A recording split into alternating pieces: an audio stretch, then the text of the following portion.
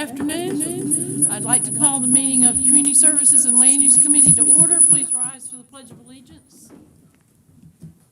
I pledge allegiance to the flag of the United States of America and to the republic for which it stands, one nation, under God, indivisible, with liberty and justice for all.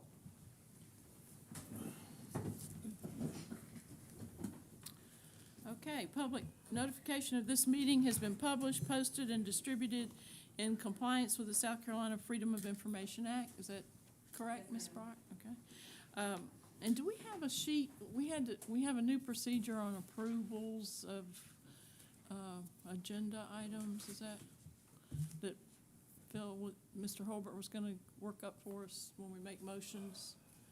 Yes, there is that one particular item that we have, the 7 things that we have to agree to. Is that what you're talking about? Yes. Well, I thought we had to do it for everything on the agenda. No? I don't know if it's everything on the agenda, but I do know it's for one specific one, and that would be item number 11. Okay. You mentioned making a motion before discussion. Okay. Yeah, no, we know we have to have a motion and second before we discuss anything, but there is one specific I item. knew there was one on here, Chairman, but I meant different procedure now that we have, before we do anything, we have to Oh, make yeah. a motion. Motion and second to get it on the table. Yeah, okay, so first thing is number 4. Remember we talked about an agenda review, what I'm talking about, that we Yes. have to have. Okay, number 4 is approval of the agenda, so I need a motion. I'll make the motion to approve the agenda. Do I have a second? I'll second that. Without objection, the agenda is approved. Number 5 is approval of the minutes from October 14th. I hope everyone had a chance to read them. Do I have a motion to approve those minutes? Make the motion. Who makes the motion? I'll make the motion. All right, Councilman Brown made the motion. Do we have a second? I'll second it, All right, unless Mr. Dawson wants to. No, you're good. all right. Without objection, the minutes from October 14th are approved. All right, at this time, we have time for citizen comment. Has anyone signed up for citizen comment today for community services?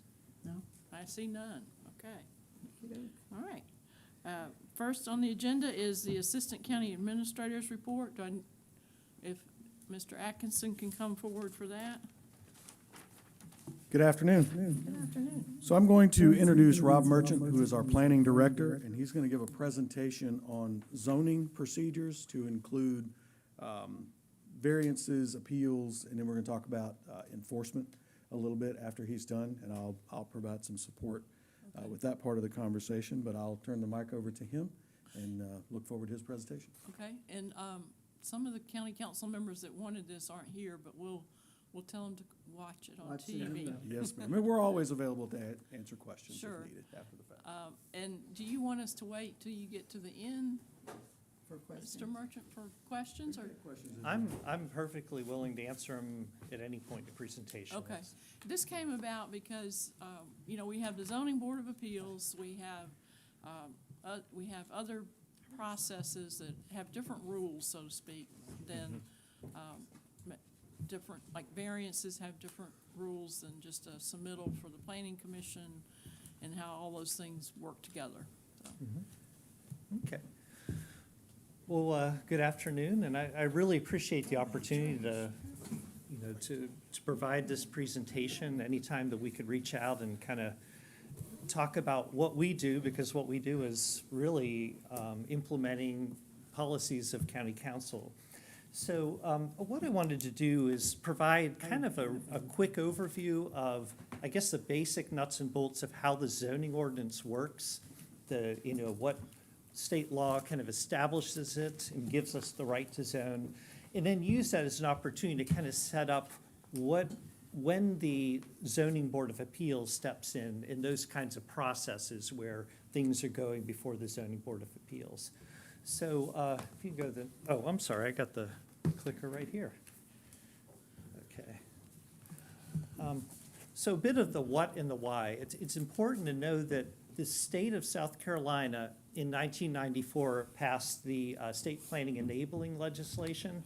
And this is really we're in, a good situation in South Carolina, a lot better off than our neighbors in that we have really good legislation establishing planning and zoning ordinances for the state. The state sets up really good guidelines, requires us to do a comprehensive plan every 10 years, revise, revisit it every 5 years. So all of these things are established by this Title VI, Chapter 29 of the South Carolina Local Government Comprehensive Planning Enabling Act.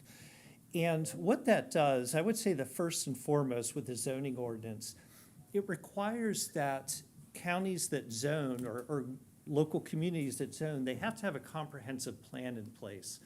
Because ultimately, zoning is a tool to help implement part of the comprehensive plan. So the comprehensive plan is basically requiring this big, taking a very large overview of the county and its desires, wishes, the conditions on the ground, and going through a very public process to establish what our vision is for the county. And part of that vision, and probably the most important, is the future land use vision. You're looking at how are we growing and how do we want to grow in the future.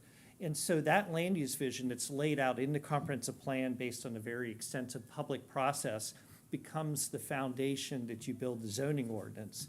The zoning ordinance, which in our county is called the Community Development Code, it's one tool in the toolbox. And so I like to think of it as it's it's that dependable tool that is cheap and I shouldn't say cheap, but it's something that's very accessible and gets a lot of things done. And so then we have more expensive tools. And I would say like the Rural and Critical Lands Program or Green Space Program, where you're buying property, you've identified areas you want to preserve. That is a very effective tool for future land use, but it's something that you want to use for those special occasions, where land really needs to preserve, for future generations. But zoning really does, it's like the workhorse of all the tools in the toolbox, does a lot of the work. And the state sets, I would say, guardrails for when we zone, this is how you do it. And some of the benefits to it is that in the past, you might, like before zoning, you might rely on things like nuisance laws and other things that would try to resolve I would say maybe an issue where you have a house next to a factory or something like that. Zoning takes that and creates the number one benefit, it creates predictability. And that's something that the local community needs. We want to be able to know that in general, in this area, you're going to have this density of developments, these types of land uses. But it also benefits the developer or property owner because they have expectations. And so developers always are looking at, having expectations and being able to base those to invest in a property are really important. They don't want to go into something where you're not finding out really what the final decision is until a long way down the road. So that's really the benefit of zoning. It's implementing that land use vision in a predictable manner. And I'm just going to walk through real quickly the components of that, how we use it. And this will start out real basic, but it kind of sets the stage for when the Zoning Board of Appeals comes in.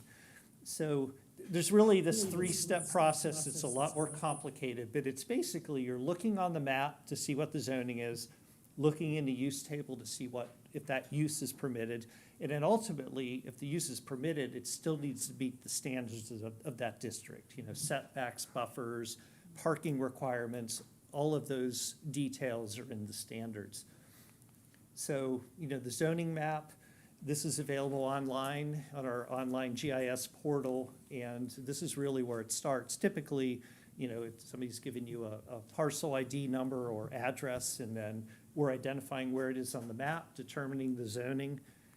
And then the next step is looking at the use table. And I apologize, this is kind of small, but this is basically at the top are the zoning districts, and then at the side are the uses. And I realize this is very basic, but you'll notice it's not just permitted or non-permitted. You see P, which is permitted, dashes, which is not permitted, but there are also Cs and S's. And we'll kind of get to what the meaning of those are. But so this is the next step. And then, of course, once you locate the district and the use is permitted, what are the standards of that district and, how far is it set back? And so this is a lot of the day-to-day, interpretation of the ordinance that we're doing in our office when people are coming in for various types of permits. So if it's a permitted use in the table, it's very simple. Now, obviously, depending on the scale of the type of development, this gets a little more involved because there are a lot of uses, a lot of standards and considerations. But if they meet the use, they meet the standards, and of course, they've supplied a complete application, paid the fee, then the permit is issued. If this is a simple residential zoning permit, the process is fairly simple. If this is a major land development, this is going before, staff has a internal group that meets, that includes stormwater and engineering and the fire district's called the staff review team. So we're determining the use and the standards through that process. Is there a minimum acreage for them to go to the staff review team? Or So typically, in our code, we have a definition for minor and major subdivision and minor and major land development. Subdivision, if it is greater than 3 lots and it is on a road, or they're having to create a new road, it's a major subdivision. That's going to the SRT. Otherwise, it's just done in our department. But either way, it's still at the staff level, but we internally, have that process in place. With a land development, and this is, is it 5,000 square feet? Yeah, and sometimes that's, you could have something with a smaller building, but it has a lot of impact, like outdoor storage or something. But basically, a major land development is greater than 5,000 square feet. That's going to the staff review team. But this is, for a permitted use, it's fairly straightforward. You meet the standards, you provide a complete application, then a permit is issued. Now, that is oversimplifying. It's maybe in a future meeting we can get into what all requirements, because there are a lot of considerations. We want to make sure that the property is served by public sewer and water or a septic system or well. I mean, there's a lot of things that have to line up in order to get that final permit. Conditional use, this is the C on the table. So it meets the use, it meets the standards, but there are additional standards that are laid out for that particular use in that district. And these, this would be the case of a type of use, let's say outdoor storage. You wanted to make sure that it had a bigger buffer surrounding the site. Or, there are other considerations for certain uses that you want to make sure that are minimizing the impact on surrounding areas. But the conditional use process, those are listed in section 4.2 of the ordinance. So it's not staff attaching those conditions, it's staff going to that section saying, oh, by the way, you need to meet these standards as well. So that's a conditional use. And if It's they- still done at the staff level, it just has those additional If standards they that are couldn't involved. meet those conditional standards, what would a landowner do? Well, at that point, if they're, and we'll get to that, but Okay, any point right. that you're not able to meet the standards, they may want to seek a variance, to vary from those standards, or if they have a hardship, or they may not agree with staff's interpretation, then that becomes an appeal. But, yeah, it's basically when, we're looking at, meeting these standards in the use. So once you get beyond this point to the special use, that's where, Now, before we Yeah. go to this zoning board of appeals section, Mhm. back on that one, if there are conditional standards and the person has met those and the permit has been issued, is there a place that you have what those extra standards are so that a neighbor or someone said, why are they doing that? That's not permitted here, but Mhm. they met those conditional standards. If you're following my drift of what Yeah. I'm trying to get at. Yeah, so the use is specifically listed in the table with a C by it. So they know it's a conditional use. And then those standards, if you go to the, let's say it's in T2 rural, and you go to the use table in T2 rural, it will then refer you to Article 4, excuse me, which has the conditional use standards spelled out there. So, you know, all of those things are in the code and are easy to kind of trace back to. Okay. Yeah. It's, you know, staff is not, we're not saying, oh, I think you need a bigger buffer here, or let's give you, you know, we're going by what's in the code. Quick Yes, go question, I ahead. want to sort of piggyback on what Mr. Passman just asked.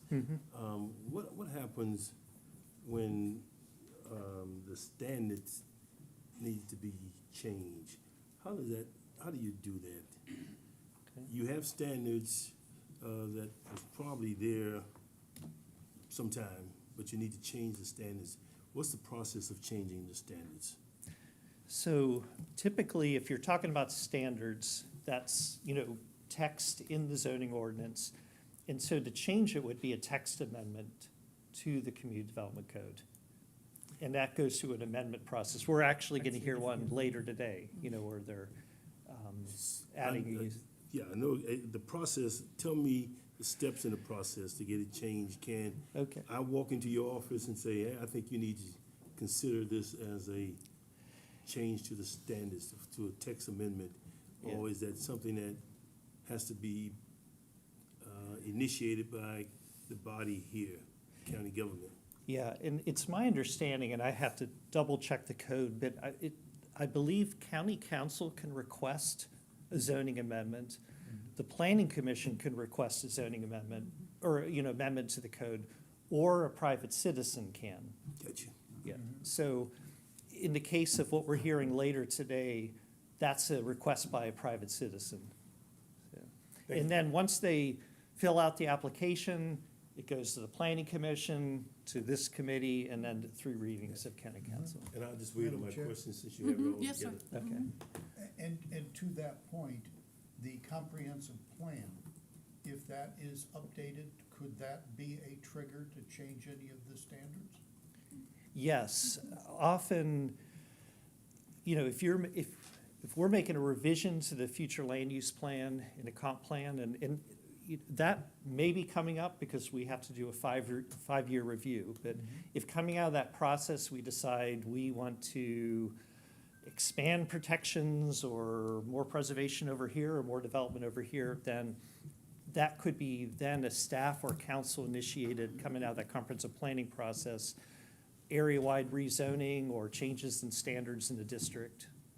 You know, so that definitely, that's an ideal way that it would happen, because you're going through the planning process, you're then changing the ordinance to reflect the, you know, the change in the Can I talk plan. about the scale real quick? Yeah, So when you talk about making those amendments, that goes anywhere from a zoning map change, which would change the zoning district of a parcel, or you can change the standard within an existing zoning, you know, how an area is zoned, or you can change and add a condition or take a condition away from a particular use, or you can change the allowed uses within those. So when you talk about changing it, it really is on what level you're talking about, but it ultimately lies in council's hands. Hope that. Okay, thank you. all right. Any other questions before we go on? Okay. Okay. Yeah, and the zoning amendment process, I didn't really focus on that for this, but that could be a future. That could be a whole Because, nother meeting. you know, that certainly takes up more of your time in the future when we get zoning amendments, so. So when we, you know, moving beyond the simple permitted and conditional uses where things are spelled out in the code, there's also something called a special use. But I first wanted to introduce the Zoning Board of Appeals, because then they're beginning to play a major role. This is a board that its makeup and the way it's set up is also mapped out in the state enabling legislation. But they basically do three things. They hear special uses, variances, and appeals. And these are primarily appeals to zoning interpretations or zoning permits. When we get to appealing a subdivision or land development, then that goes to the Planning Commission.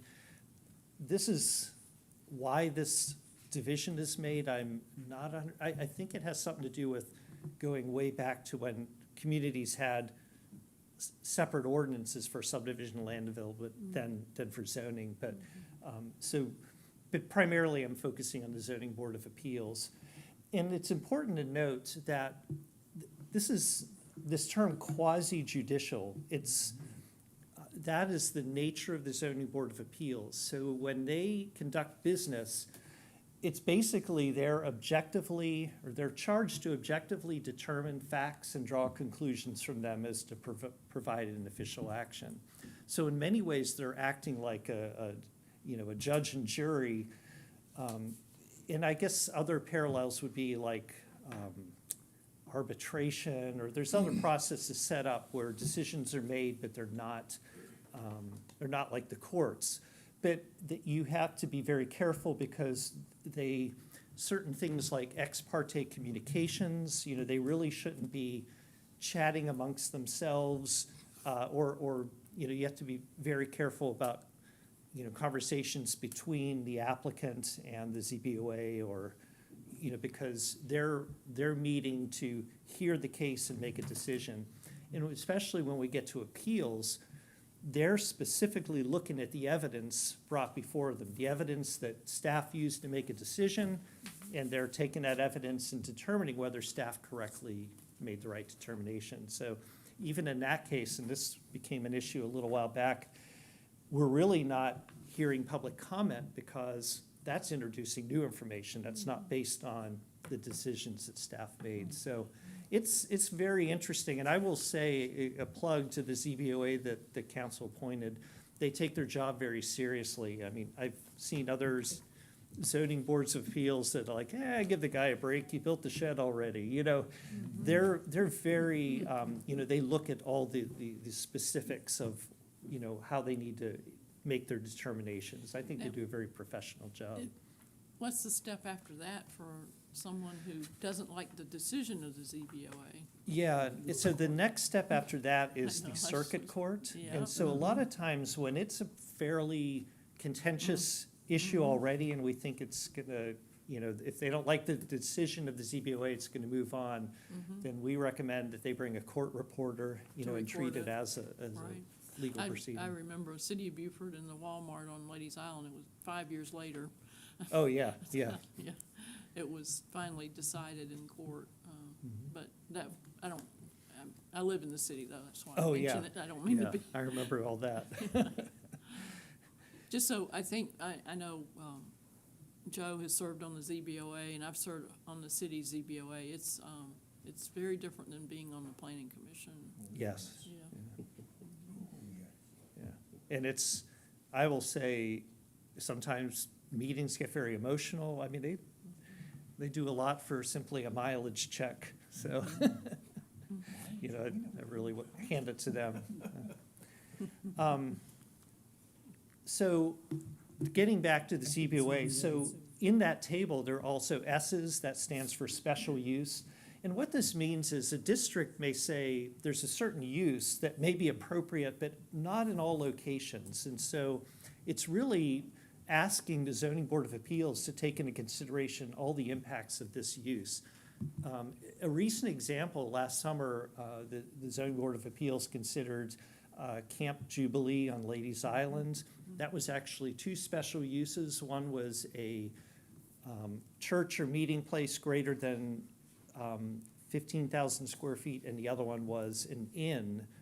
And both of them, this was an opportunity to, where the Zoning Board of Appeals was taking a lot of things into account. They were looking at the external impacts of the developments, the impacts of natural resources.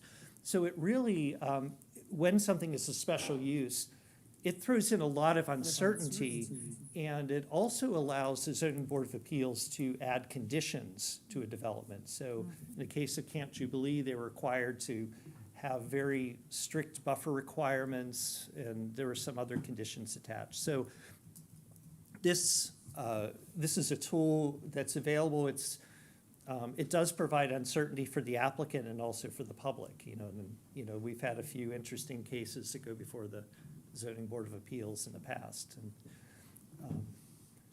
And then there's a variance. So this is when you meet the use, but you can't quite meet all the requirements in the district. Let's say a setback or a buffer, and in order to be considered to be approved as a variance, it really has to be something unique to the site. So let's say you have a lot and there's a drainage ditch that takes up, it pushes the house over to where it can't meet another setback. Or there might be something, not as much in the low country, but topographic on the lot, or it's a lot of record that was platted a long time ago and it's very narrow. In those cases, that's kind of your classic variance, and that's basically what it is called is a hardship. They're saying that there's a hardship based on the piece of property, unique to the property, that is not the result of something the property owner did. Like That's an building important where they weren't consideration. supposed That, that the board then considers that and grants a waiver or variance of that requirement. And it's also, they're looking at the comprehensive plan, the CDC, and also making sure that this is not something that is given a special privilege to this property owner. It's more because they have this unique condition on the site. One of the most important things about variances, the first is, and this happens a lot I served in Port Royal's ZBOA for a while. Somebody already built a shed. It's right on their neighbor's property line. The hardship is not him having to take down the shed and move it. So it's not really it can't be a financial hardship or something brought on by the property owner. It has to be something unique to the site. That's probably one of the most important to keep in mind. And the other thing is you cannot use a variance to change the use or density. So it's not a workaround if you can't have a use in a district. I'm looking around. Any questions about that? Or, no? Okay. So that's a quick overview of this kind. And I think that the real takeaway here is that the zoning ordinance, it's really the best tool, the most useful for forwarding the county's land use vision, the comprehensive plan. And the number one thing is it's providing certainty, and it is providing kind of predictability both for property owners, neighboring property owners, developers, for elected officials, that these are the rules that are kind of laid down. That kind of cuts both ways. Sometimes you have uses that really look like they should make sense in this area. They might be near a lot of non-conforming uses. And, so there are many cases where strict, using the ordinance as it's intended to be used creates situations that could be a problem, but it's, I think it's the best tool we have.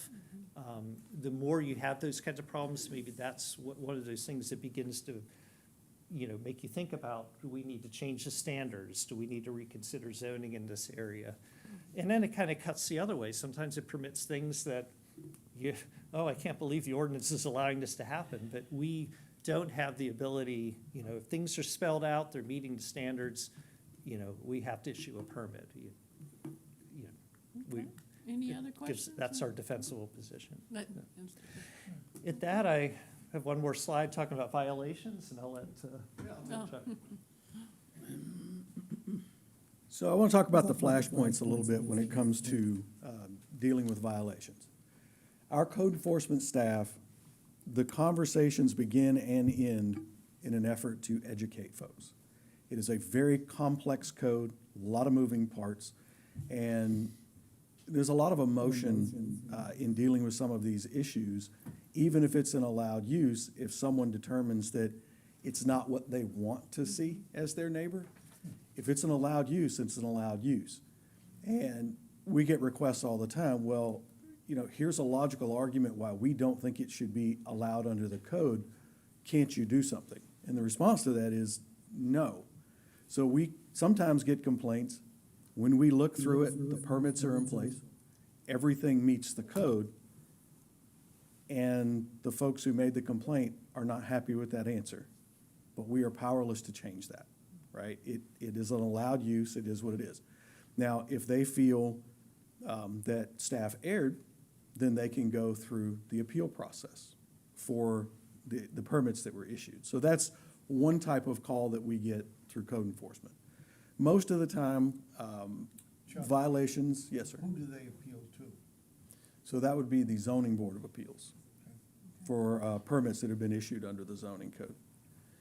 So then whatever the ZBOA decides, that can be appealed by either side to circuit court. And those can go on for a very long time. Most of the calls that we get are from, folks in the neighborhood, neighbors, whatnot, telling us that people are, adding stuff without a permit, or their yard is overgrown, or there's a perceived problem. Code enforcement goes out, they put eyes on the site from the public way. So we do not have any authority to go into property outside of what is allowed under the Constitution, just like any other governmental entity, right? We just can't walk up and demand to come into your house because somebody said you may have a violation in there. We have to have probable cause. We fall under those rules, and what we see from the public way is what we have to go off of, within reason. There are some exemptions for health and safety and things of that nature, but typically at that point, law enforcement would be involved or the court system would be involved. But we assess the situation. There are 3 typical ways that we notify folks of a violation. Again, we're trying to educate. We talk to them, preferably. We have a conversation on site. If not, we have door hangers that we can put that request that they contact us. We put it on the door. It's a little blue tab. It basically has the address, what the violation is, and a request for them to contact us. If they contact us, we tell them what it is. We're more than happy to work with them to get through the problem. If they correct it, the case is closed and there's no further action needed. If it is not corrected, or if there is some issue, with how long it's taking for them to get corrective action, then we start the more formal process of a formal notice of violation. They have a time to resolve it. That time can range from 30 days to 6 months, depending on what the process is internally for them to get to a point where they can resolve it. If they have to work through a permitting process, and that process is going to take 90 or 120 days, obviously we're going to allow that to play out before we take further action. If we get to that point and there's still no process, then we issue a final notice of violation. That gives 30 or 60 days, depending on the circumstance, to resolve the issue one last time. It's kind of a line in the sand, if you will. At that point, that's when we move into issuing citations and getting the court system involved through our legal team. So that is an absolute last resort for us. So where are typically the flashpoints? Within that process, when we get to the point where we've identified the violation, we've provided a path forward, we've explained, all staff, when I say we, all county staff involved have explained to the individual that has the violation what they need to do to resolve the violation. At that point, when we're getting close to that final notice of violation being issued out, that's typically when you see emails, different things that come out, sort of pleading the case against what the code is requiring them to do. And quite often when we see those, staff responds with a procedural answer. If you feel like this, you can ask for a variance. If it's an issue where it needs to be appealed, here's the process for appeal. It's not that we're insensitive to the emotional toll that's being played on everybody, but by statute, there are certain boxes we have to check and certain processes we have to go through. And that, if you ever see one of those emails that's very procedural, that's why we do that, because we can't pick a side other than the code. The code is our bias. If the code says you can do it, it's allowed. If it's not allowed use, it's not an allowed use and it's a violation. It's really that cut and dry. And that can be very difficult when you have emotions involved in some of these instances for folks to understand. But that's the process, and we're just trying to gain compliance. Can someone, two questions, can someone report anonymously to code enforcement? Absolutely. And then number two, some of my constituents have issues with Airbnbs that aren't permitted. Just And tell us that about can it. be done anonymously. Absolutely. There's on our website, they can go through the portal, and they don't have to put their name, and anything that comes through there, we will investigate fully. We don't dismiss anything that comes through the portal, or by email, or even by mail. We get anonymous letters, or even anonymous phone calls. So any complaint that we get, we take it through the same process, and we investigate it. And if it warrants action, we take that action. Any other questions? Yeah, Yes. Atkinson, I don't think I heard you say that if there's a violation and you discover that there's a violation, do you stop the operation until they go through the appeal process, or do they continue to mine while we go through the appeal process? So it depends on the specific nature of the violation and how it relates to the rest of the project. I'll give you an example. If somebody's building a house and the contractor's involved, and this is completely hypothetical, and the owner goes out over the weekend and drops a tree in the backyard, we're going to issue a notice of violation and a stop work order as it relates to land clearing operations. But we would not typically stop everything on the site because a tree was taken down without a proper permit. Does that make sense? So it depends on the scale. We can have a violation that is specific to one piece of the property with an unrelated permit on another piece of the property. We're not going to stop the whole site. It is specific to that violation. Does that answer your question? You answered. Okay. Yeah, in general, you answered the question. All right. Thank you. Yeah, and that's what's difficult about guiding folks through this, is every situation is a one-off custom situation. The codes apply universally, but the specific restraints and project type within a given site, within the parameters of any project, there's any myriad of how these things apply across the board. So, any other questions? Very good. All right, well, we hope that was helpful. Very helpful. We appreciate the opportunity, and that concludes our report. Thank you. Okay, all right, thank you. Next on the agenda is number 8, presentation by Beaufort Conservation District. Ms. Patrick and Mr. Mack are gonna be presenting. And this is done once a year. Y'all do this for us, right? We do, And we we do. have a handout. And Would you thank you for the put it in opportunity. everybody's place? Thank you for the opportunity. Good afternoon. It's a pleasure to be here. Thank you for allowing us to be with you. It's good to see so many familiar faces. And for the record, this is Walter and I'm Denise. We're being real formal, aren't we? All right, so this is, as Ms. Howard has said, this is our annual report. And this beautiful picture was taken by our field agent, Walter. So you each have this on your screen, and you also have a written copy. Did everybody receive theirs? Yes? Yes, we got it. Okay. All right, so our mission to help conserve, maintain, and improve our natural resources by promoting wise land use and environmental education and technical assistance. And that's what the whole rest of our program can be about, is telling you how we do those things. So we consist of a board of commissioners. I'm one of 5 commissioners, 3 elected and 2 appointed.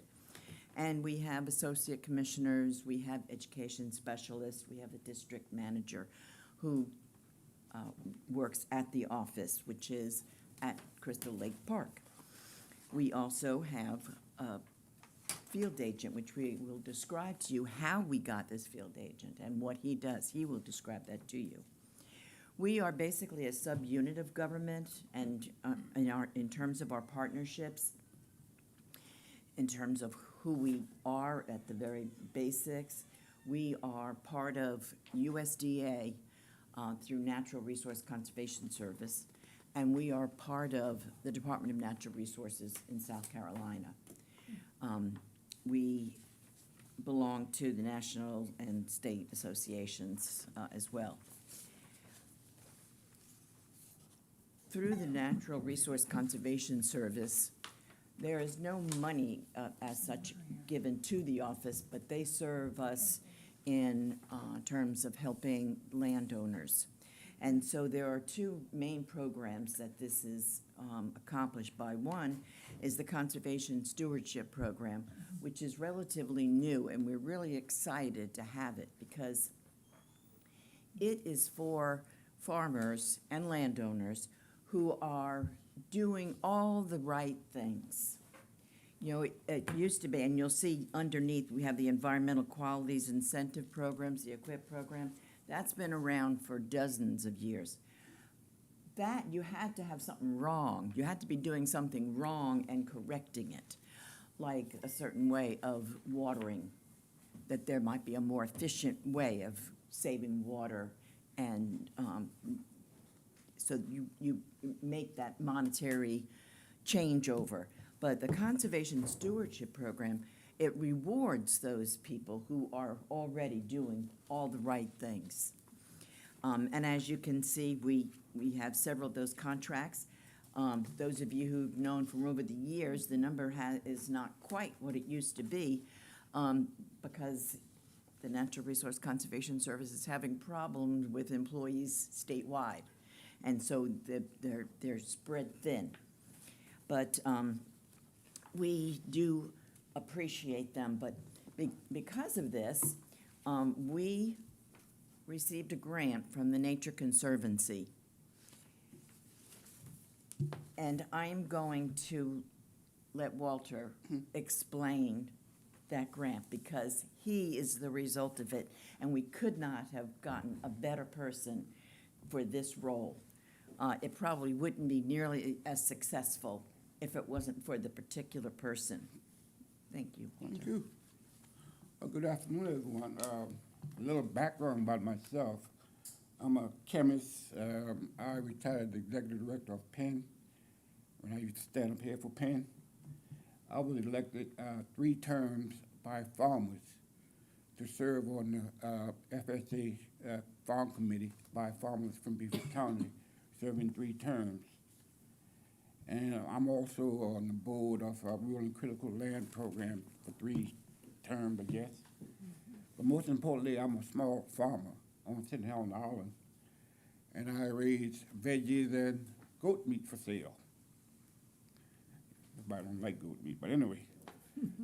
In April of 2023, through a partnership with the Nature Conservancy and the Saltwater Conservation District, I was bought a boat. And my main reason for coming on board was to try to identify small BIPOC farmers in Beaufort County. That was the scope of the work, BIPOC farmers who are still actively farming and trying to determine what barriers they were facing and what opportunities existed and what were some of their needs. I know a lot of people don't believe there are a lot of farmers in Beaufort County. Farmers, I've always heard farming get dead and nobody farms anymore. But I was pleasantly surprised that doing the initial work, I found 25 small farmers in Beaufort County. 90% were BIPOC farmers, but because that was the scope of the work, to try to identify the BIPOC farmers. And you may not think that these are farmers, but the USDA identify a farmer as any person participating in farming activities that can gain a revenue of $1,000. That's a farmer, according to USDA. So we had a few of those, As a matter of fact, I found 25, as I said earlier. And what I like about what I'm doing, I'm still doing with this project, is that it falls in line with the Beaufort Comp Plan. Because one of the things that the comp plan outlined is to try to save farms, farmland, protect the environment, protect the coast, and that sort of stuff. And also have some open space for the military. And so I think the comp plan fits in a lot of what the work I've been doing. And what I found out was consistent with a lot of these farmers is that they just didn't have the information that they needed on hand to make the best use of their farming activities. On the chart, right, that's on the board right now, that's a more or less a summary of my work during that year. And I'm not going through all this, but one of the things that was consistent with them is that they lacked basic knowledge. When I say basic knowledge, one of the main things that I found out is that a lot of these farmers did not know that there was a provision to reduce tax for farmers. They did not know that. So one of the things that I went back to do was to make sure that if you're farming, please go and get your correct tax exemption. And again, they didn't know how to do it. They didn't know where to go. So I spent some time helping them to achieve those types of things. Another area of weakness that I found out is that to get any of the grants, these cost share grants, you needed a farm number. And a lot of them didn't have a slight idea of how to get farm numbers. Some knew, but most of them didn't know. And it's a process that you had to go through the USDA office and fill out some form that they were not familiar with. And there was always a reluctance of many farmers to go into USDA buildings because they said they've been treated unfairly in the past. And the way USDA does some things sometimes, they will send out letters and say, you know, go on the website and fill out this form. And we're talking about farmers who are 60 to 70 years old who have little or no computer skills. And some of them don't even have access to computers. So I had to go back and help them complete some of those forms. But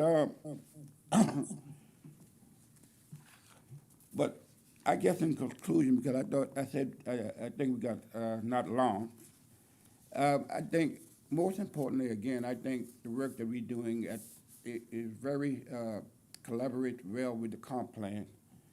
And we want farming to be relevant in Beaufort County because I think it is, because it attracts tourists. Go down to the farmers market sometime. There are a lot of tourists down there looking for locally grown fruits and vegetables. That's the catch these days. But if we want farmers to be viable in this area, and so which is stated in your comp plan, then we have to give them the resources, both financially and technically, help them find markets, and treat them and give them opportunities as you do any other business in Beaufort County. Because again, farming is something that we really need in this county. Any questions? Open up. Yes, sir. Is there a size piece of property before you can be designated a farm? No, I was told if you just got a greenhouse, and the main thing, if you can get $1,000 revenue from any farm practice you do, then you qualify as a farmer, per USDA. Yes, sir. Yes, ma'am. So several of us went on a tour of several farms earlier, last month I think it was, with Yeah. the Farm Bureau. So I'm looking at your chart, Yeah. and it says farmers above the age of 65, 21, and only 4 below 65. Correct. So what kind of a alarm bell does that ring to you? Because most of our farmers are kind of... Well, one of the things that I found out is that, and I'm one of those people who grew up, working on a farm. And when I grew up on a farm, one of the things that was all work, no money. So in terms of trying to introduce new farmers, into farming, there had to be some monetary value, knowing that there's a reward at the end of the day. So myself, I don't even use the word farming that much. I use agriculture, agribusiness, because there's so many other business that you can get in the farming except just going in the field. And these new people that we're trying to get in to be farmers, a lot of them don't have resources. For example, large farmers, when they pass on their farm to their children, they have all the tractors and the equipment that they need. A small BIPOC farmer getting into that business, their parents probably just had a horse. So they don't have the equipment and resources to become viable farmers. But again, be working on these little by little. First, we're getting farm numbers. I attend meetings to try to find marketing, and we have introduced them to the Gullah Farmers Co-op, Grow Food, and other places which buys their produce. So it's a step-by-step procedure that we have to go through with these farmers. So we met some of the farmers in my age group, Yep. you know, over 65. And do they traditionally have their children take over? Or, I mean, we met a pecan farmer, which I didn't even know they grew on trees, so I learned that and how to crack them. So that was new for me. I'm from a city. But he didn't talk about that he had a family of heirs or so on. So what Well, happens? A lot of young folks back off from farming, and because of the reason I just mentioned, because it was just hard work and no reward. So some kind of way we got to change that mindset of these young farmers. And another interesting thing in that map is that if you look at that Google map on the bottom, I think it's right there, you can see most of the farmers on St. Helena Island. Right. And I think there were only 2 in the Hilton Head, Bluffton area, Cahill Farm and Thomas and Mr. Barnwell, who had a tree farm. So as you get closer to development, you get less and less farmers. So it's very important to keep these land open for farmland and try to control development some kind of way, because you know that's the only farmer could be viable in this county. Just Yes, sir. one Tom? question, thank you. Do you have any issues right now that you're facing that maybe council can, that we don't know about, that maybe we can help? I mean, we got a gentleman on our council, he's a farmer. Yeah, I know Yeah. Mr. Glover. I know Mr. Glover well. Come on now, I mean. So you know, there's a list, and I can't think which one is more priority right now, but I can get back to you. Send it to us. Okay. And maybe we'll brainstorm and whatever we can do to help out.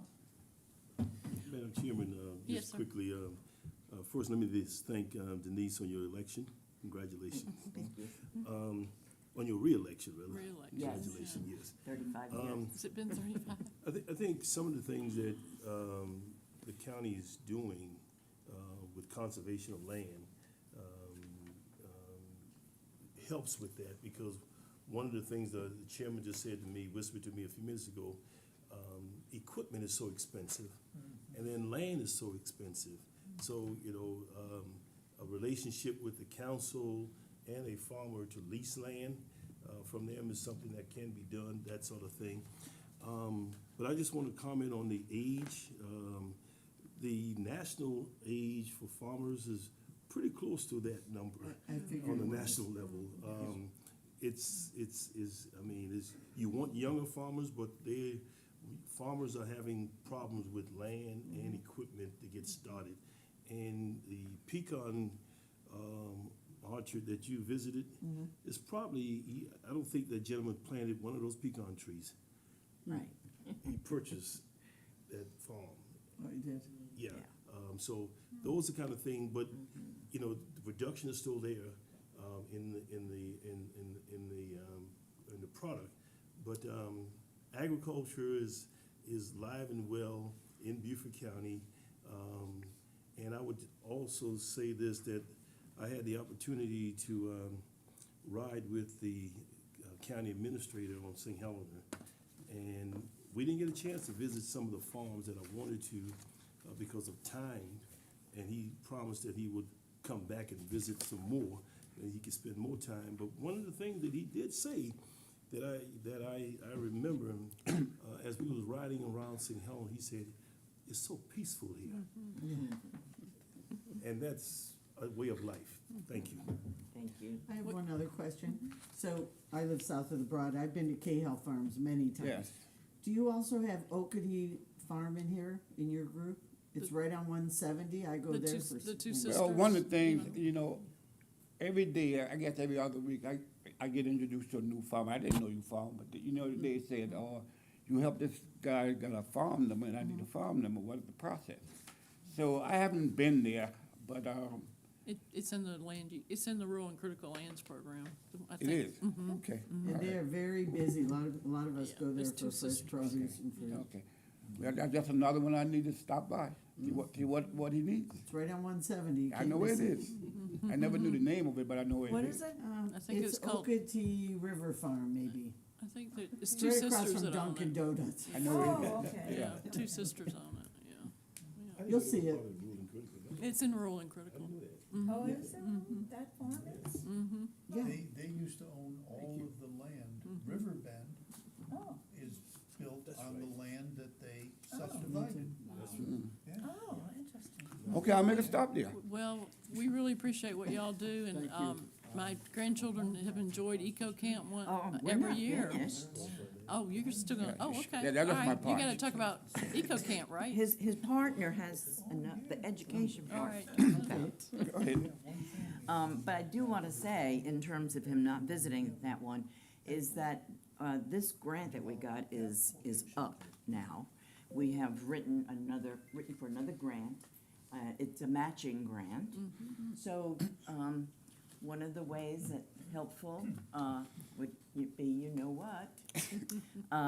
We thank you for the 5% increase that we received this year from last year. But you'll see in the next few minutes the number of things that we do. You'll probably want to see our budget. You'd be amazed how we spread our dollars. But anyway, Walter is being asked to speak all over the state. The word has gotten out what he's doing. And they want him in Jasper, they want him in Colleton, they want him in Hampton. They're all trying to find funds similarly to what we did so they can get their own Walter. But Won't be you, Walter, will it? No, it's not gonna be you. No, it can't be me. he can't, no, he's gotta stay with us. All right, so, speaking of our eco camp, we had our, probably 34th eco camp. And, Alice, you know, you've had your grandchildren come. It's a wonderful opportunity. We have a different theme each year. It's a week-long camp for children in the area. This past year was Low Country Explorers, and you can read all about the kinds of things that we did and the people who helped us out. In addition, we went to over 72 classrooms, and we participated in 16 festivals. Getting the word out about the natural resources is very important to us. What you don't know and what you don't love, you're not gonna care for and you're not gonna appreciate. So that's, you know, our biggest drive is with trying to educate people. These are adorable pictures of some of the programs we've done. Our soil tunnel, the one in the top middle. I'm sorry, whoops. I'm sorry. It must be missing. Anyway, the soil tunnel is really super. It's for first and second graders. And we've had tables with sheets over them that are decorated. And the children have to take a flashlight in and look at the walls so that they can see what's underground, under a forest, under a farm, and under their house.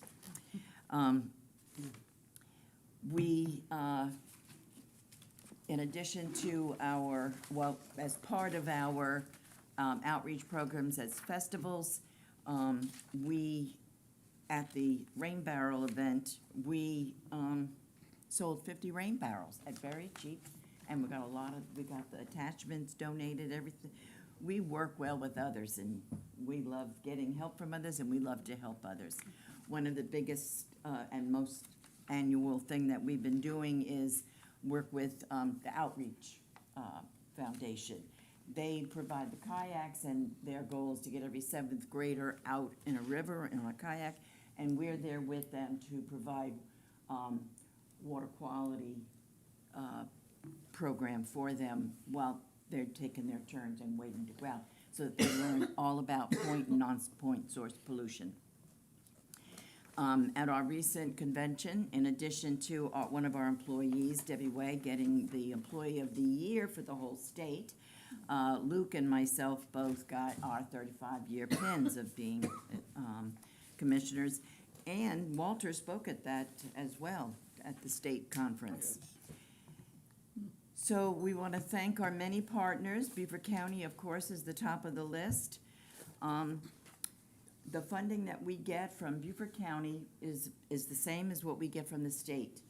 And with only those funds, we do all our operations other than the field work that Walter does.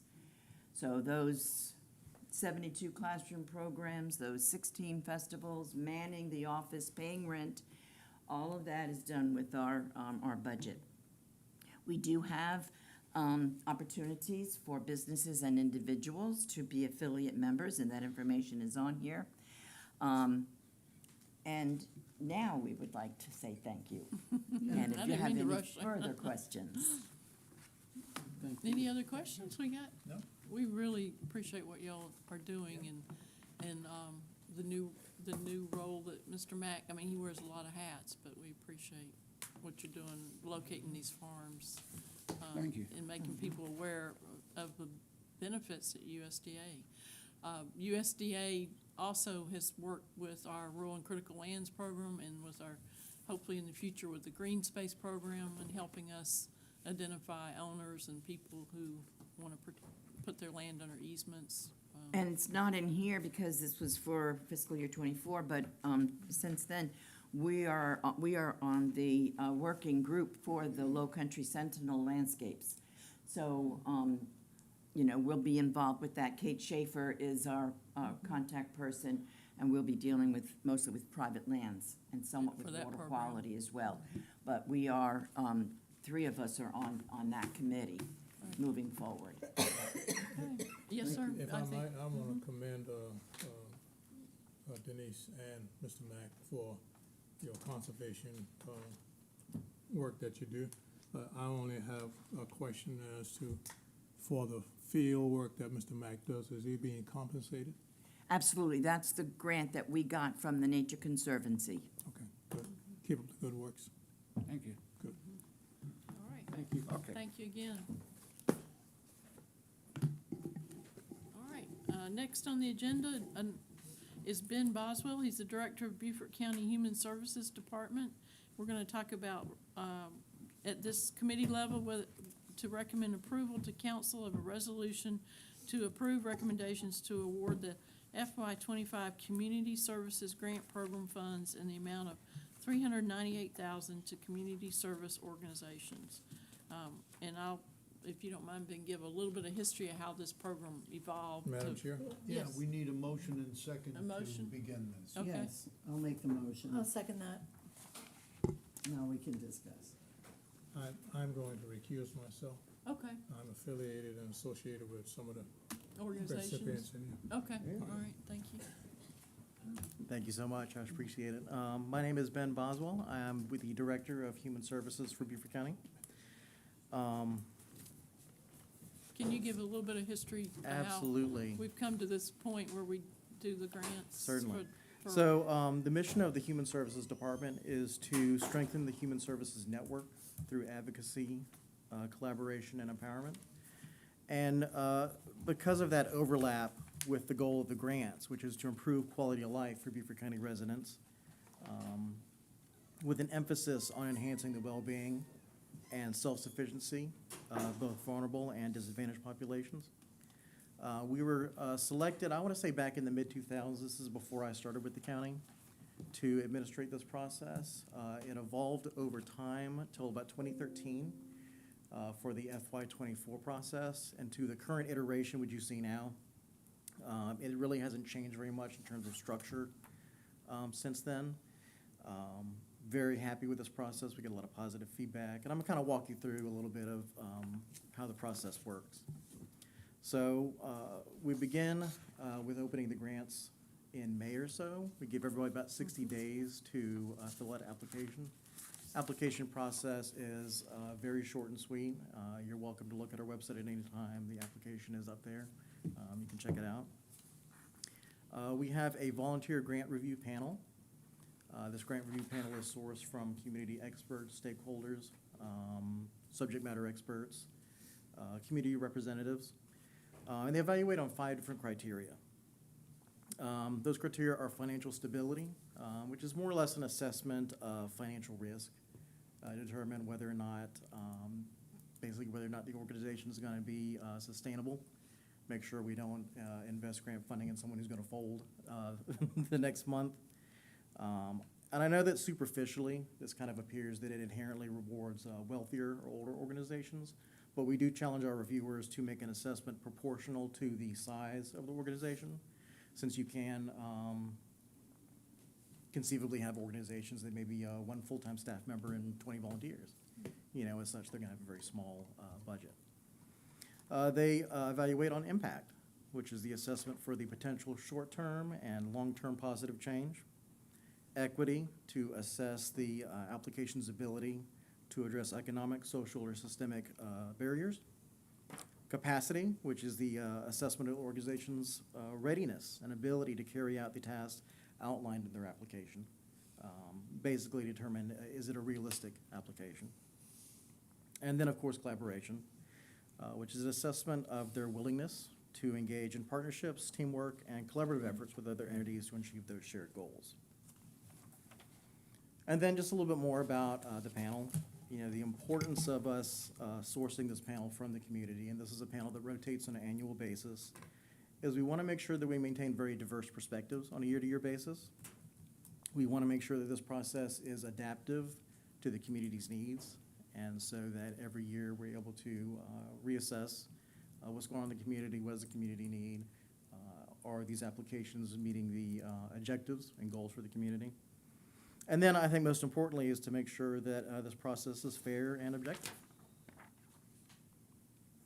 So for this year, we had a total request of just a little over $1 million with an allocation of $398,000 to award. So the panel did have the unenviable position of making some very difficult decisions. The recommendations are as follows. And Ms. Howard, I don't know if you want me to run through these or if you'd like to me to address any questions.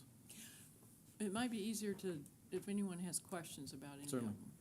Does that work? Anyone have any questions Yeah, about this these? is Yes. the first half and then the second half. All right. Yeah, Yes, ma'am. my question was, I'm used to ATAX, they give us a little summary of how the money's to be used. Are these funds, so for example, Marshview Community Organic Farm, is it for a particular project or can they use it for anything they like? In most cases, most of our agencies apply just for mission support.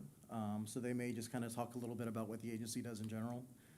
For some of these, they do have some specific goals and objectives. I know that Marshview Farms, and you have to bear with me, because some of these I remember off the top of my head, some I don't. I just picked that one out of Yeah, the. Marshview Farms, they're doing home-delivered meals. Well, because my question was, you look at these, many of these are funded in many, many ways.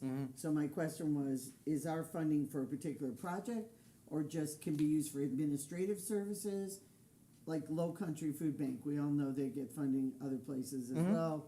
Family Promise, Second Helping, I mean, they get Yes, ma'am. tons of it from Sun City. So is it a particular project for Second Helpings or is it just for however they want to spend it? For the application, they can determine, or they can outline a specific project, but it's not required. They are also welcome to outline just mission support, general activities, and so they may use these funds just for administrative support and things like that. And do you usually have the same people every year? It's consistent. This year we had a little over 40 applications. How many? A little over 40. 40. Last year we only had 28.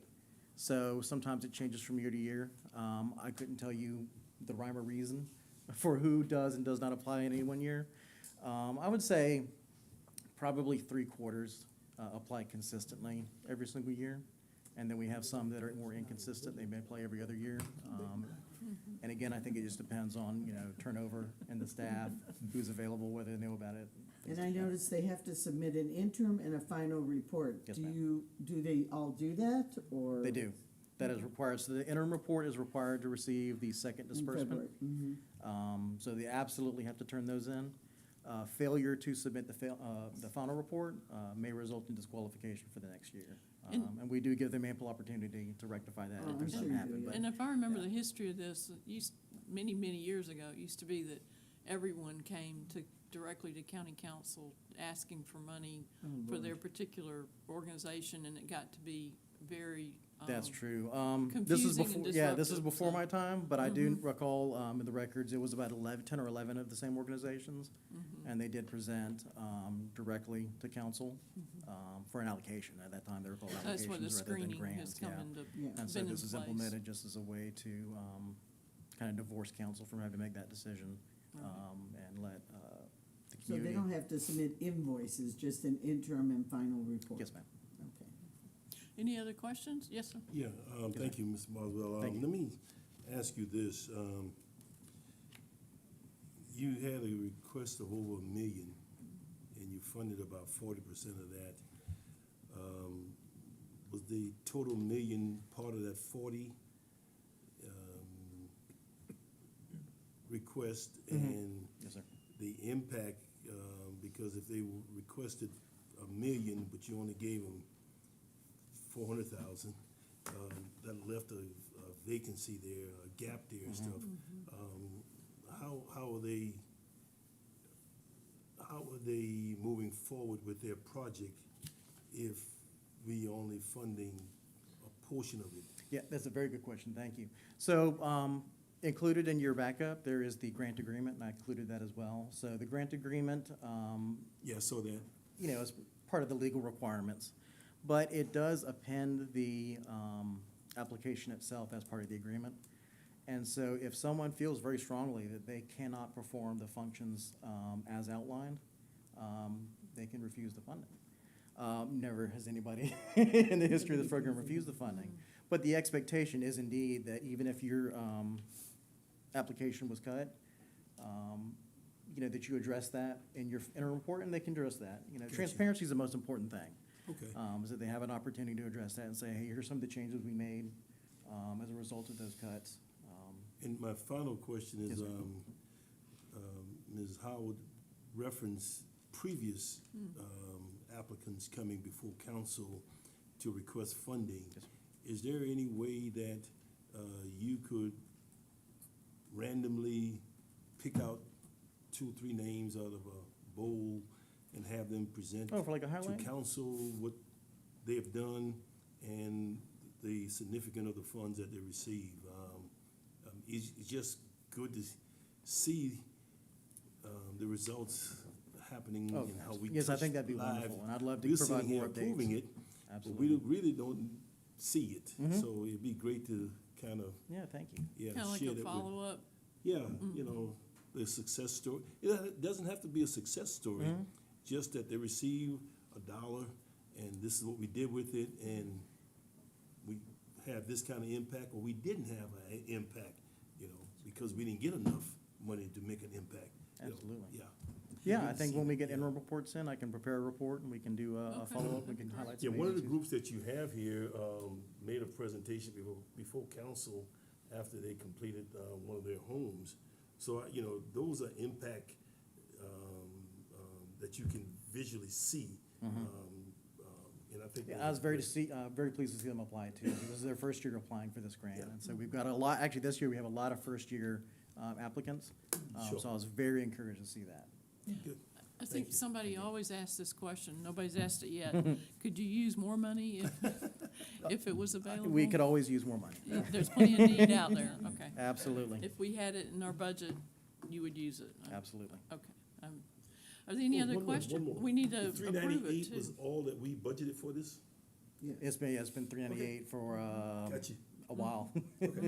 about 5 or 6 years. It's stayed the think it's same for, stayed steady, how many yeah. years do you think? About Is 5 or it 6. 5 or 6 years? Yeah. Come on. Interesting, okay. So we had a motion to discuss this. we need and seconded, we need to go forward with, if there's no more questions, to approve a resolution to move this forward.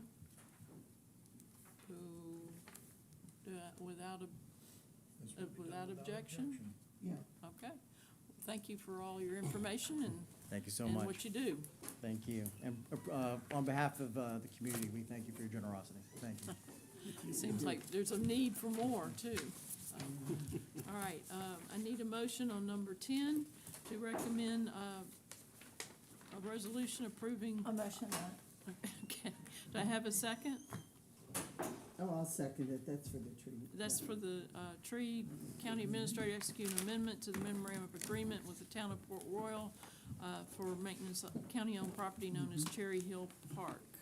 Okay, Ms. Stephanie. Good afternoon, Madam Chair, committee members. Stephanie Nadgett, Pest Parks Director.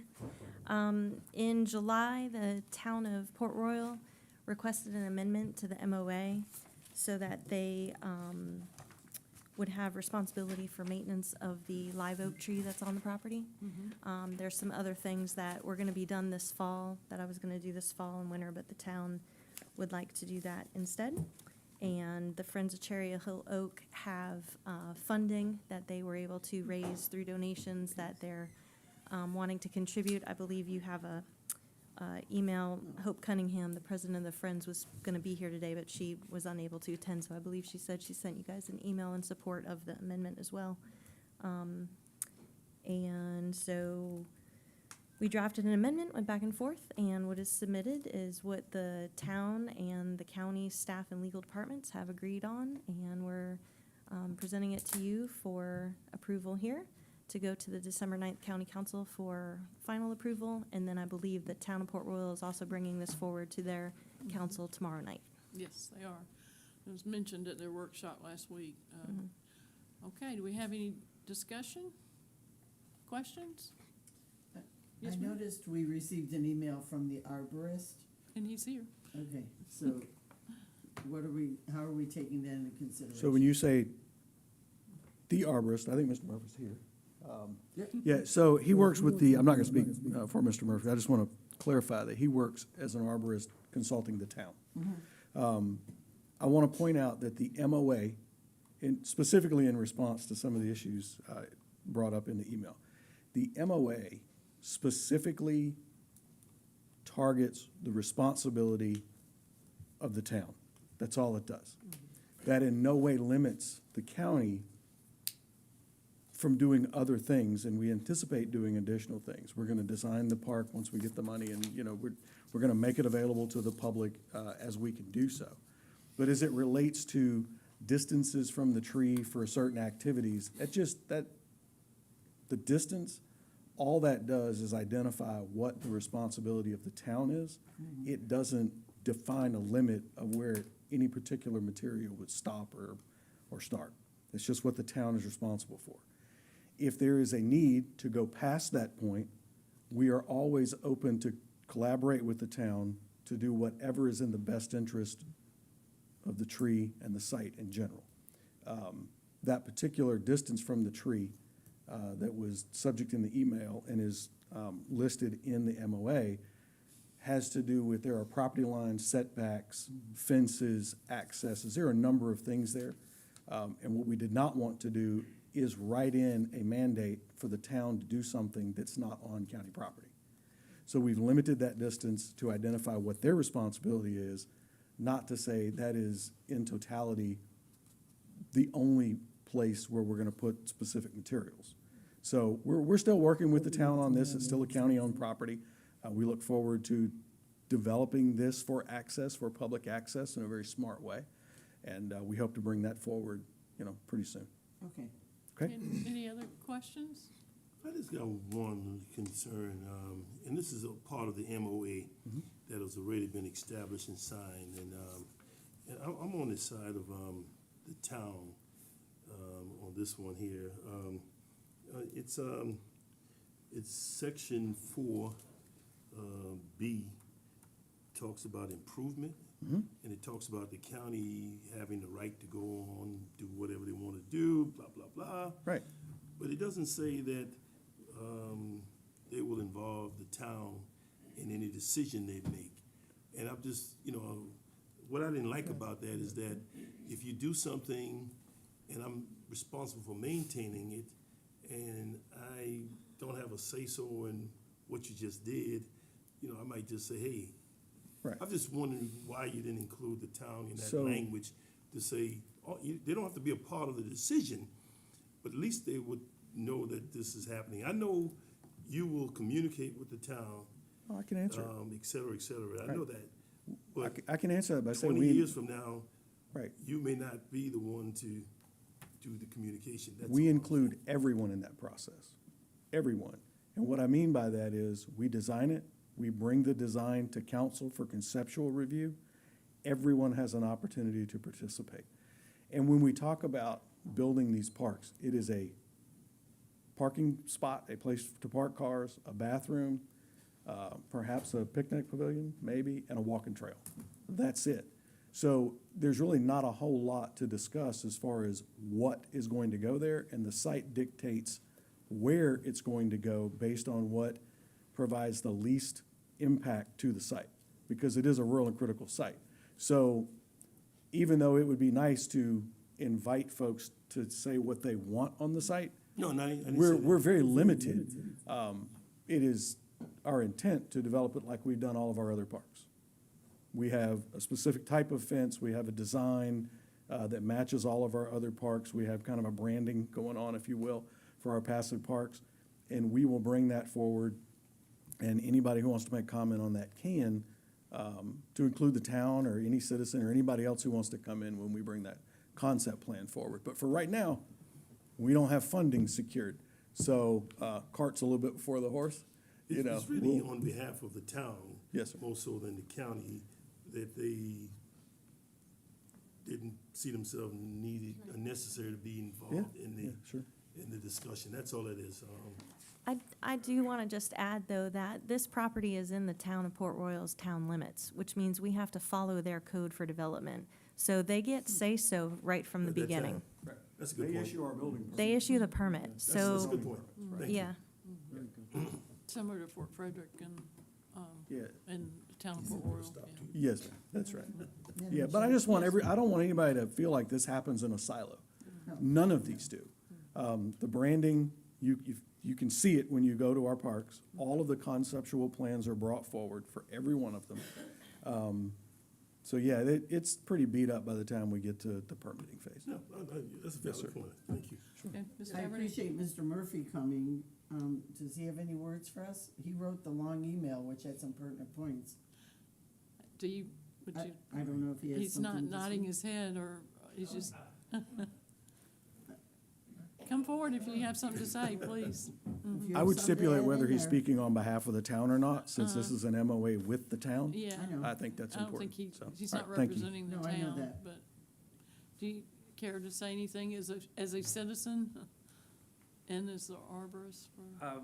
My intention was to bring the importance of the kind of the invisible part of the tree, the underground root system that we can't see, into the concept of the park now, as far as the maintenance goes with the town of Port Royal, but also to keep that in mind in the future development of the park. And we can just kind of compare it to the Angel Oak in Charleston, because it's the same diameter. And the Angel Oak has like 37 acres of protection zone around it, and it's a very delicate area with very little development within that root system area. And our tree, being that same size, just doesn't have that same impression for that root system. And so when the diameters were being kind of taken back a little bit, I just wanted to put on record that about the existence of that root system that we can't see. Okay, thank you. Thank you. All right, so we had a motion and a Just wanna make second. a comment that, In Mr. discussion. Murphy didn't say this, but I'll say it. when you start evaluating the death of a tree, you really gotta go back 5 years, at least 5 years to what happened To it. then for the death of that tree and stuff, so prevention is really a key to Yeah. a And healthy if, tree. and if I can reiterate, we have to go through the town for all of the permitting, for all of the site improvements, and the town is going to have the responsibility of maintaining the site and the tree. And Mr. Murphy is a tree consultant for the town. Sure. So I think that's baked in. I think we're in good shape. Yeah. Okay, all right. Thank you. Without objection, we'll move this forward, and, like she said, it is going to the town, tomorrow night for first reading. All right, now this one, number 11, I'm gonna preface, this may take some discussion, and I hope, members of the committee will ask some questions. And I need a motion to go forward with number 11. So moved, Madam Chairman. I have a second? Okay. I didn't get a second? Anybody second? Mr. Dawson? No, I'm not gonna second. Oh, I'll second it. When you said, all right, I thought you had a second. No, I did not. Okay. I'll second it. All right, it's second by. Now we can discuss. Now we can discuss. This is to recommend approval of an ordinance amending the CDC, Section A 6.40, permitted activities to allow lodging, short-term housing rental in the Dale Community Preservation District, and Section A 7.40, permitted activities to allow short-term rental in the Dale Mixed-Use District. And Rob Merchant's going to brief us on this, and Madam Chair. also about the, oh, yes, sir. Before the discussion starts, this is in my district, and unfortunately, the applicant has the same last name as I do. Okay. And I've spoken to him twice, but to our knowledge, we're not related. But for the sake of transparency, I'm going to recuse myself, and I'll come back afterwards. Okay, all right, thank you. Okay, bye. Good All to see right, you. and will you give us some background regarding the planning commission, as they'd recommend? Okay. Give well, us I'll some give a- history, and we're gonna have some questions, I think, about this. Okay. Well, just to start off, the Beaufort County back in 2020 adopted standards for short-term rental. And at that time, and this of course is the law it is today, it establishes it as a special use in every district, just about every district in the county, with the exception of T1 Natural Preserve, which is very low-density district. And then at that time, it was not adopted in any of our community preservation districts. So, and the reason for that is that those districts, that came out of a community planning process, there was concern about just blanket adopting that across the board. Since that time, several amendments have come before County Council on Ladies Island, which has community preservation districts. So this particular request has a precedent in County Council where the Ladies Island Community Preservation District, the Ladies Island Expanded Home Business District, Professional Office, all the CP districts in Ladies Island now allow short-term rentals as They a do? special use because those were later text amendments brought before council.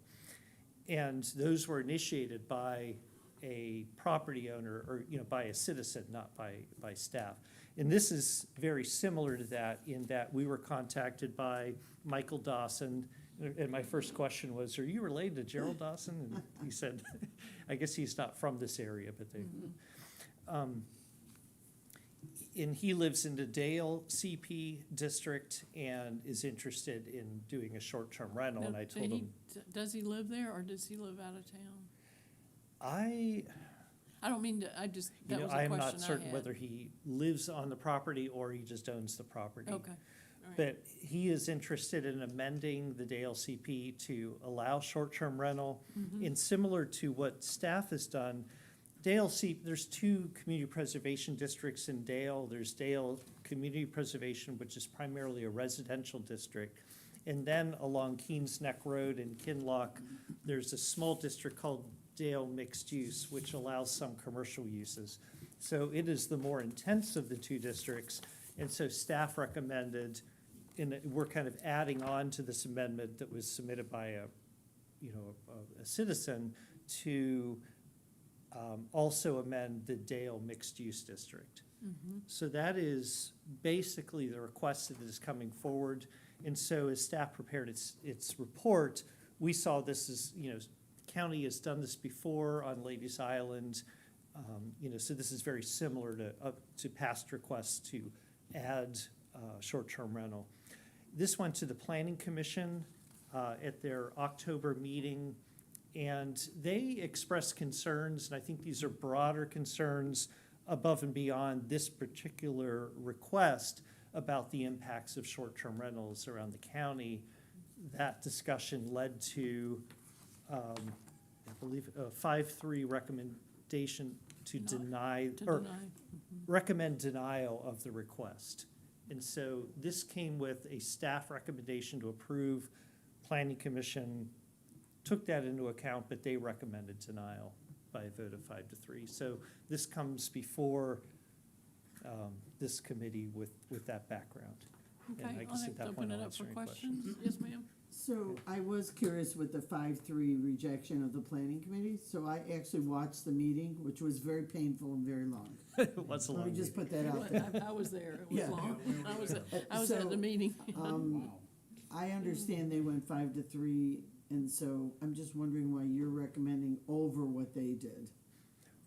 Well, we're not recommending over, we're just giving the background, because the recommendation starts with staff. We provide a professional staff report looking at all the factors, related to the comp plan and everything. So our recommendation came to the Planning Commission. Right. They're the ones charged with making a recommendation to council. So I'm, so that, their recommendation was to deny. So if I understand, any single citizen can make a request to do this? That's what Yes. happened here? Yeah. One person? One we ever person get- could make a recommendation to amend the text of the ordinance, and Do you ever so get input from the other citizens around there? we did not from the Dale community. I want to follow up on that, what Councilwoman Tab said. How can anybody plan anything without finding what the people around that community want? I come from an area that is a lot of short-term rental. We've heard a lot at these council meetings from short-term rentals, the problems and different things. Would it make sense that, Well, I'm not defending or promoting either way, but notification of the planning commission meeting is done to the public. And here, again, we're at the public. And then if it goes through committee, we'll have 3 readings. 3 readings. Yeah. who is the council member for that district? Mr. Dawson. Mr. Dawson? Gerald Dawson. That's the one that's Recused himself. recusing himself. Yeah. Okay. Well, yeah, and I also want to mention, so I will say in our staff report, we base this on similar districts that already allow short-term rental. Would this be the only one that won't have? Well, there are some other community preservation districts that don't allow it, but if you look at a map of the Dale community, it's surrounded by T2 rural and, T2 rural and T2 rural center. Those districts allow it. There are less dense, less residential density permitted in those districts, but they already allow short-term rental. The other important thing to keep in mind is that when we receive an application, we're required, within a certain window of time to check it for completeness and then bring it forward to the planning commission. So,